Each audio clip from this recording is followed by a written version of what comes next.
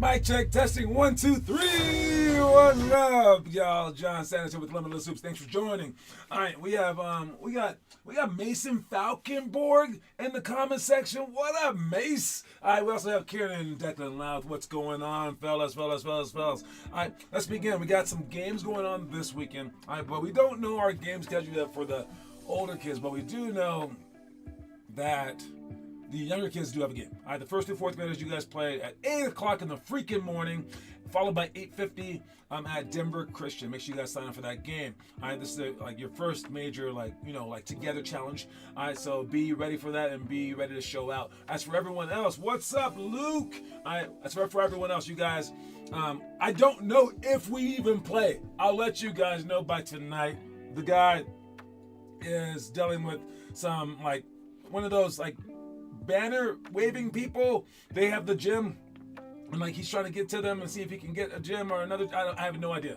So don't really plan for it, but heads up in case we do have a game. I'm gonna keep us on the board just in case there is a game. I don't like last second things, but this is how it is sometimes. All right. Next is, where do I want to go with this? Let's go with our challenges. I love the challenges. All right, so if you are a first grader, if you're a second grader, if you are a third through 12th grader, it says a particular challenge to do in our books, and you should be doing those challenges. All right, now it's one of our many things that I ask you guys to do, but are you doing any of them? All right, the homework is the least. Okay, then we got the monthly homework as well. So the daily homework, the monthly homework, those are cool. Those are awesome things. All right, but then we have the daily challenge, which could be extremely easy or extremely hard. I think it'll be something great to follow through. All right, we have a whole page of challenges where by the end of your tenure with us, it'll be nice if you knocked out one of them, if not 5, if not all 100 or whatever it may be. Honestly, I don't know how many it is, but it's a lot. I guess I can check how many it is, but you can see on our website under the challenges section how many things that there are. It pulls up random ones like the 5 perfect weeks right there, but you should be able to do I would be really tempted to do all of them if I was a kid, but I was extremely competitive. We're going to talk more about competitiveness on next Wednesday, but man, how competitive are you? Do you have that competitive urge? And if you're not competitive, what do you expect in your life? I'm not talking about being good. I'm not talking about being tall. I'm talking about being competitive. How competitive are you? If you're presented a challenge, shouldn't you be doing the challenges? Anyway, let's see what the challenges are for the first and second graders. You guys, look at this. Read. Okay, well, you know what? For the first graders, you guys may not get past read. Because if you can't read yet, you really can't do this. I don't think some first graders can read. Actually, I'm pretty positive. I was a very young reader. I could read when I was 2, or 3. But I don't think that first graders these days exactly know how to read everything. But maybe get your parents to read through all 10 of the offensive skills clinic tips. Memorizing, understanding that, and applying these tactics will help your game immensely. So it's not even sweating. It's not even doing anything. It's just reading the stuff. Come on. But I bet you older kids are can I get an easy one like that? No, you can't. All right. Second graders, finish day 9 of our 2-minute 2-ball dribbling challenge. That's a great one. All right. Third graders, keep up with day 6 of our 4-week weekly improvement challenge. This is the best challenge that you could ever do. I talk about the hardest challenges and all that kind of stuff. This is the best challenge. Will it be hard? Not really exactly. It's hard to write stuff down, but it won't really be hard. But why is it the best? Because it's exactly what you should be doing in your mind all the time. What am I not good at? Then do I want to be good at it? Then work at it.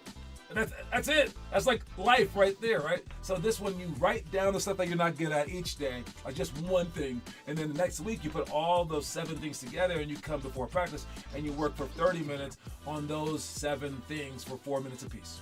All right, that's what it is. You can do it at lunchtime, do it in the morning, whatever you want, but you work on those things, and then if you want to continue it, like if it's four weeks like this, you'll be writing down what you were bad at for that day as well. All right, what's up, Finley Chastain? Back-to-back days, Finley. Welcome back. Dang. We're so lucky. All right. Anyways, fourth graders finish day 9 of the homework assignment, the Nash drill. Next one we got fifth graders. You're on day 9 of the John Stockton Hall of Fame workout to assist you with your point guard skills. Sixth graders finish day 39 of 100 of the Priobrajo Vanier Challenge. We have 2 players that have ever done this one. All right. And the Priobrajo Vanier Challenge is done by 2 Russian kids. Yes. All right. And then the 7th graders, as always, finish month 1 of 10 month of the Chastain Challenge. And we got Finley watching the show right now. Look at that, Finn. You're famous. You're freaking famous. Now, I know that you actually are famous, so that's kind of weird. But no, now you're like officially famous. All right, you got people trying to do your challenge. Already 7th graders out there doing the Finley Chastain Challenge. All right, where you complete your 5 chosen items. Keep up the good work. 8th graders finish day 9 of the homework assignment, the Nash drill. The Nash drill is all month long, guys. The Nash drill, especially for you guys like Lincoln out there with your arm broken, the Nash drill is just running. You don't run on your arms, do you? All right. Yo, Lincoln, I didn't even know that you were on. That's crazy.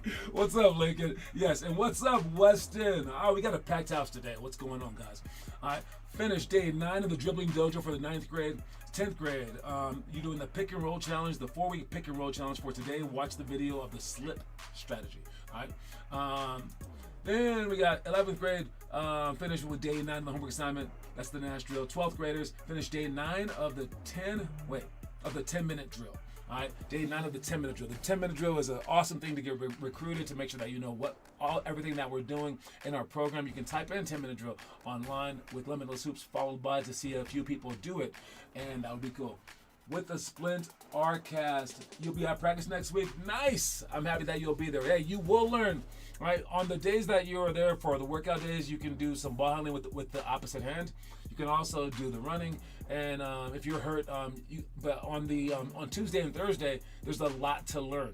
A ton to learn. We might even actually put you in charge of the small kids to like run them through plays. You'll learn more. All right. So I really appreciate you coming to practice with a freaking hurt arm. All right. Great job. All right. Moving on. We got our quote of the day. Quote of the day today is, make mistakes, else you're making mistakes. All right. Now, this is a weird one because obviously you don't want to make mistakes. You don't want to make too many mistakes because you're going to get yelled at, right? But if you don't make mistakes, you're not going to improve. So you have to push yourself to your limits. You have to try your hardest. You have to do the things that it'll take to get outside of your comfort zone. Because the NBA is probably outside your comfort zone. It's going to be hard, right? Every time that someone asks me, they're like, like we have a kid tomorrow, I'm going to play this game with him. He's like, oh, I want to bring the ball up the court against the 6th graders and 5th graders. And I was like, really?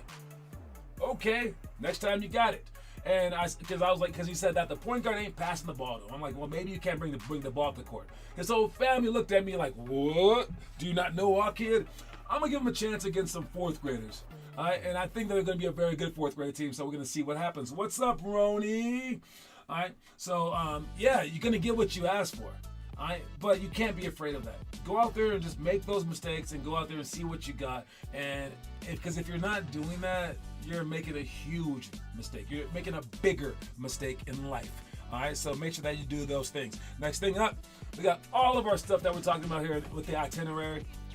All right, for the homework, we got judgment shots. Look it up online. 7-minute shooting, cops and robbers, pump fake to escape dribble, battle ropes, and backboard alley-oops. In addition to all of our homework that we're doing, guys, again, like I said before, you got a whole list of things that you should be doing. And we've never had a player do all this stuff. So on our homework page right here, scroll down to just right there where it says player trajectory.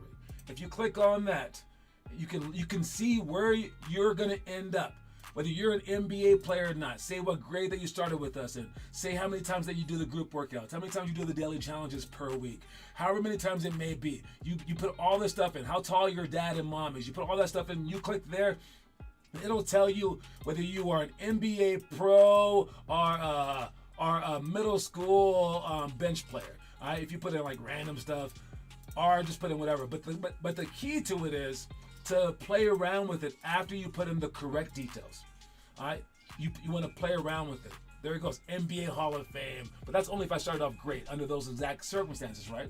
But where will you end up? But the key is to do this stuff every single day. You don't want to just do the bare minimum. You don't want to just show up to the workouts, but show them to the workouts is here. You don't want to just play games, but playing the games is here. You can post the daily challenges. You can watch this exact show that you're watching right now. But you do these things on a daily basis, and this will be more work than anyone's ever done in our program. I tell you that right now, the 2 hardest workers are Finley, Kiernan, Noah, Ian Salmon. Those are the 4 hardest workers that we've ever had. Maybe Ben Levy. All right. No one was anywhere close to doing all this stuff, but it was probably like 50% would be like the highest. All right. So here goes your roadmap. See if you guys can do it and see where you're at and adjust this stuff to see where you would like to be at. I promise you guys, this is what I truly think, and I would love for you to prove it wrong, I suppose, but I'd love for you to prove it right as well. All right. So next thing that we have is all the workouts, like I said. All right, so 7 minute shooting, the battle ropes, back rallies, all that stuff is for next Monday. For today, we got this stuff right here. Overhead board passes, drive left, right, pass high, low, on ball defense, ball jump, face cut, Kobe post, double bounce series. Now, for the ones that we don't have videos of, it's on ball defense. I just want to make sure that you guys are playing one-on-one, gonna get an arm's length away from them. Make sure that your other hand is up in the passing lane. And then when the main part about the defense is you do want to shade them one way or the other, but not too much. You don't want to just force them that way. You want to just scoot your body over a little bit so that they have to like trip over your leg if they happen to go against the way that you want them to go to. This can be right or left because you do want to force them a particular way, whether it be baseline or whatever. Now, the main part is when they start to drive, you want to take a huge step in that direction. Don't take a step with the opposite foot. I think that's the main thing that kids do. Heads up for that. And that's what we're going to talk about on our on-ball defense as we let you guys play some one-on-one with 3 dribbles max. Then we have ball jump versus face cut. All right, this is like this right here. All right, ball jump versus face cut. You guys are going to be at half court like this. There's going to be 2 people to pass to on the wings. All right, and you're going to have the ball right here like this, and then the next person will have the ball behind him with the ball in his hand because he'll go next. You take 1 dribble forward, and then you pass one way or the other. As soon as you make the pass, this guy should be jumping off. And as you try to cut, your goal is to cut in front of him. So if he's right there and you cut in front of him, you win the game. But if he beats you there and you have to cut behind him, then he wins the game. Now, if you cut in front of him right here, that doesn't count, all right, because we're only using so much space. So you have to be kind of like within that line. It's basically whoever makes it to that line first wins the game. Now, this should be very simple, you would say, for like the defense, because you're like, wait a minute, he's right here. As he passes the ball, I know the defense is so much closer to that line. So shouldn't the defense always win? I believe the defense should always win too, but the defense does not always win. But why doesn't the defense always win? Because they don't react well enough, they don't understand this, but also you can pass it to either person. So that's why you want to take 1 dribble forward. So you're allowed to take 1 dribble forward and then zip the ball either way, and then you are sprinting. And if you did this during this drill, it's going to be hard. But if you did this during the games, you would cut in front of people all the freaking time. And if you cut in front of their face, you might get the ball back for some layups. All right, ball goes there, ball goes to you, layup and score. So that's why we're doing the face cut versus ball cut. All right, make sure you guys are on the winning side for this particular drill. All right, next thing we got is overhead board passes. Drive left, right, pass high, low. For the drive left, right, pass high to low. You're going to start from the wing, drive baseline, or drive middle. As you drive middle, get to the middle, and you're going to do a jump pass. If they happen to put their hands up, you're going to do a regular pass if they happen to put their hands regularly. If they go baseline, they put their hands regular, you're going to make it just a direct pass to them. But if they put their hand out, you're going to jump out of bounds and throw it to them. It's kind of weird, but watch all the drills.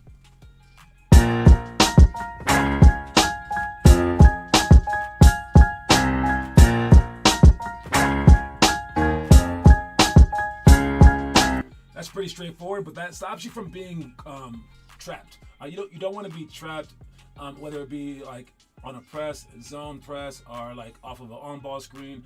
You don't want to be trapped and unable to make that particular pass. You can also make that pass just to skip the ball in general so that they can't be in good help side. If you're able to make that pass, you are truly a basketball player.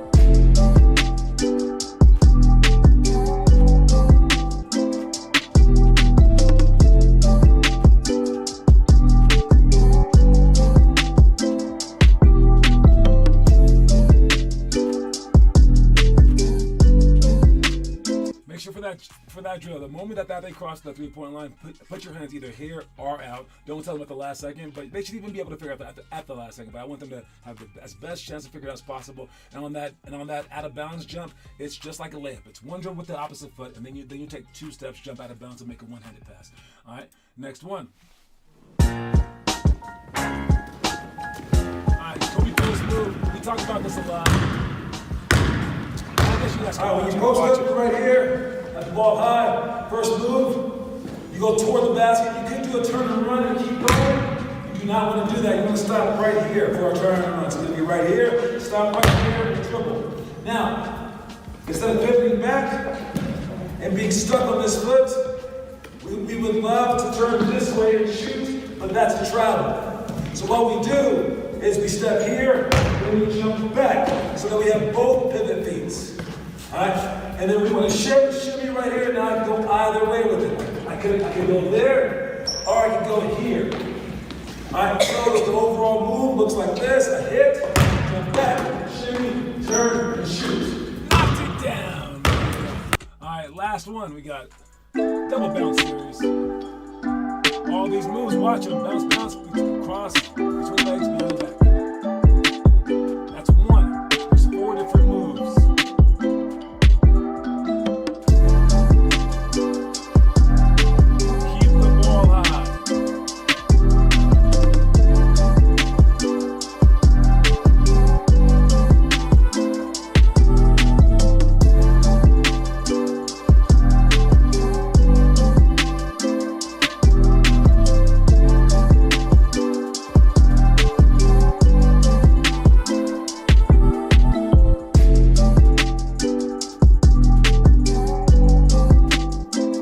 Those are all the moves. Let's check the homework. Who's doing the homework? What's going on here? All right, we got who's posting? We got that guy, Roni. Good job, Roni. I see it, Sandoval. That's Mello right there. All right, Carlos Brown. Nice job, Carlos. We got Blake Bastani still posting. Blake, good job, boy. All right, good job. Hey, everyone posting again does not have to run sprints today. All right, that is the way that we did get some more people posting. But what do we need? Do we need a gun to tell your guys' heads to make you guys post? What do you guys need? Like $1 million? What do y'all need? Everyone should be posting. Come on, let's just get it done so all of y'all can be going to D1 and stuff like that. I see you, Karen, Declan, Louth. All right, Weston, as always, nice job, Wes. All right, moving on to our trivia question today. Trivia question today is a tough one. It is a tough one. All right, whose 6'3" mommy played with her twin sister and Cheryl Miller at USC? That's a weird question. All right, wait, I think we answered this one last week. Go ahead and answer it again. This is bringing back so many memories. I'm sure it is. All right, now I believe someone did answer this, but they answered it too late. Maybe, I'm not sure, but you can answer it again if you happen to know. Whose 6'3" mother played with her twin sister and Cheryl Miller at USC? Who was this person? Now I know for a fact someone answered it last week because I remember. I just forgot, so I asked it again. So this should be an easy one. All right, we got Von Suave, and oh yeah, we also had someone else leading. Sorry about that. Someone else answered yesterday, and that was Josias. Josias Chacon answered yesterday, so he has 1. All right, that is the answer again. I know that I asked it last time. My bad, but you get a point for it. Good job, Austin. All right, Austin with the 1. Nice job. I just remembered that I asked that last week. I just remembered that it got answered, but it's too late now. All right, moving on to our movies of no. Let's go with our breakdown today. I wanted to talk about the breakdown because this is a question that we always get asked. If you're up 3, what should you do? You guys have, hey, if you have your answer in the comment section, let me know. All right, if you're up 3 with like 3 seconds left, 18.5 seconds left, what do you do? Do you foul them on purpose or do you let them shoot up a 3? A lot of people like to say, yo, you just foul them on purpose. But then what if they make both free throws and then all of a sudden you're down and you could have stopped them? But if you're up by 3, okay, I say play tough defense unless you have a very good team that you can trust with the rebound and that you can trust to make free throws on the other end. But a hand in someone's face, it is tough. So if it's below a certain time, so if it's below 10 seconds, this is what I say. If you have a good team, you can foul. Because a bad team might foul them as they're shooting a stupid 3. And you don't want that to happen, because if they're shooting, you just let them shoot a tough shot. But if they're not shooting, then you foul them. So to know that distinction takes a really good team. So let's see how this played out right here. Minnesota has its reset timeout to use if they need it. Inbound to Smith. They could foul, but Smith gives it up to Collier. Still could foul, but it's okay. With 13 seconds left. Williams poised. Can't hit. Rebound Smith. Okay, so now there's 8 seconds left. So now what do you do? Is it a new thing? Well, they couldn't call a timeout because the offense has the ball. All right, now what do you do? Shouldn't you foul now? I mean, because if you foul, the other team's kind of screwed. They would need like an offensive rebound. I don't know. Another chance for Minnesota. Williams connects. And 1. And they're going to lose the game. Crazy. So what do you say now? Should you just foul to begin with? Should you like make sure that you don't foul? It's the foul. A chance for 4 and a play that may. Minnesota has it. I don't know what you think, but let me know what you think, especially you coaches out there, you want to be coaches out there. Oh, man, if it's a little kid game, we ain't fouling. But if it's like, if it's like a high school game, I'm fouling. I'll tell you that right now. College game, I'm just going to foul them, send them to the line, and just waste time. I think that it's the best strategy. I really, really do. All right, but let me know what you guys think in the comment section. All right, moving on to a funny thing, I believe. All right. Funny thing. All right, so this is my guy Chauncey Billups right here. All right, and this guy is Chauncey Billups. This guy, okay, this is Brevin Knight. This is who's that guy? Let's see if anyone in the comment section knows. Brevin Knight. Oh, Antonio Daniels. Okay, Antonio Daniels. Let's listen to this conversation because. One of these 3 guys ended up in the Hall of Fame.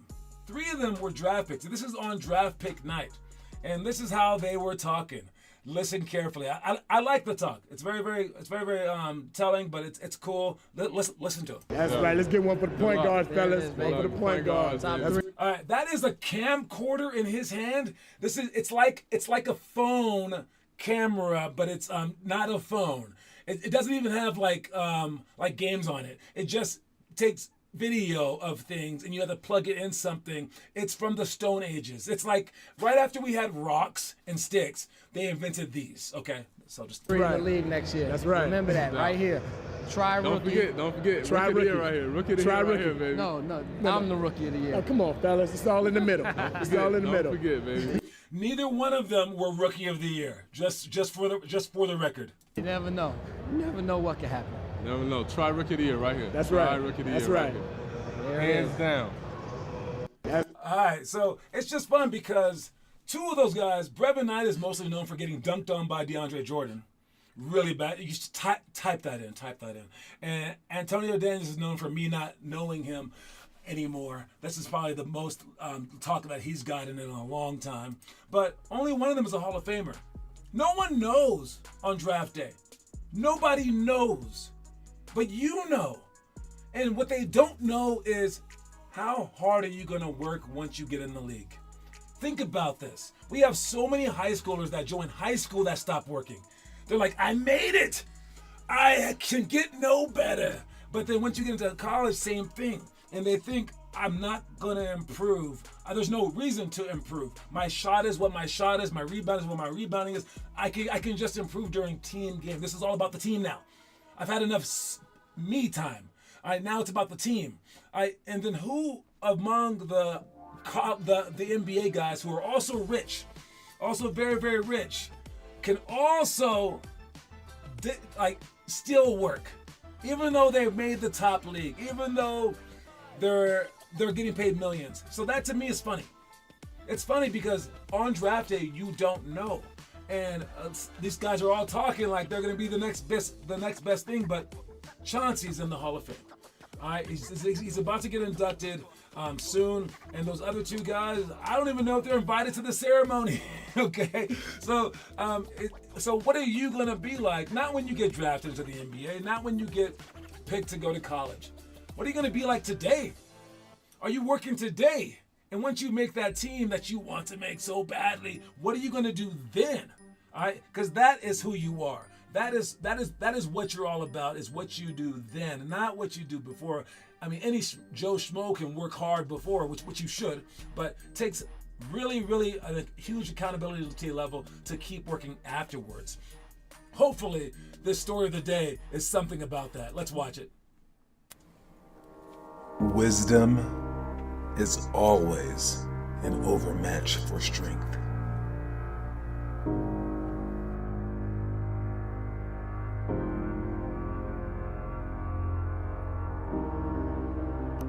That had nothing to do with it. Wisdom is always an overmatch for strength. Yes. What does that mean? Wisdom is always an overmatch for strength. If you are smart, I suppose it doesn't really matter if you're not strong. Yeah, I think that's a good saying. All right, because like Finley right here that we're talking about, she was able to go against older boys that were way bigger and stronger. She got hit into a wall one time because I was talking trash, as you guys know me to do. All right, and she just had to get back up. Because she just wasn't that strong. But when it came down to basketball, it was like, I can cut here, I can cut there. Basketball is not so much a game of strength. Strength does help, but being wise. I would say in my lifetime, I heard the rumors all my entire life that adult strength is something. So I am strong, but I'm not fast anymore. I can't jump high anymore. I straight up beat young kids at basketball. I'm not talking about the 8-year-olds. I'm talking about like the college kids. Like, if it's me and them in a real game with referees, first of all, if it's me and them one-on-one, like just working out, I can't stay anywhere near them anymore. I'm like, where'd you go? Oh my Lord, don't be moving that fast, sonny. Like that. I'm an old man, all right? But when it comes down to playing in a game, my wisdom trumps their athleticism and their strength. It's crazy. They're so fast, and yet I'm just like looking up at the score. We score. They don't score. We score. They don't score. And then we're winning. And I would easily pick me over them. And it's crazy when your IQ is high, what you can do. So you might as well make it high while you're young, because if you could put this mind into my younger body, oh, that'd be game over. Oh yeah, but that's so hard because you don't start learning wisdom-ish things until you start to decline. And then you're like, oh, I can't just jump over people anymore, therefore I gotta get smarter. That's why a lot of like less capable players are great coaches. Like Steve Kerr, he just couldn't do as much as Michael Jordan. So when Michael Jordan coaches, he's like, jump over him. Steve Kerr's like, how about a back screen? You know what I'm saying? So yeah, make sure that you are gaining wisdom from all these things. That's why you guys watch this show, is to gain some wisdom, right? And speaking of wisdom, let's not forget our quote of the day. Quote of the day today for this Friday is, make mistakes else you're making mistakes. 6-word quote of the day for the 6th day of the week. Don't forget that we have games this weekend. I will let you know if we have older kid games, but we definitely have younger kid games tomorrow morning at 8 o'clock in the freaking morning at 8:50. So make sure you guys show up 30 minutes before. And then by tonight, we'll figure out the Sunday thing. Again, my apologies. Thanks for watching the show. I'll talk to you guys soon. Work out tonight. Make sure you guys are on time at campus. We're at campus, and we're also at, I believe, somewhere in Broomfield. All right, so we're at 2 locations tonight. I'll be at the Broomfield one. JJ will be at the campus one. We'll see you guys there. Reese's Pieces, everybody.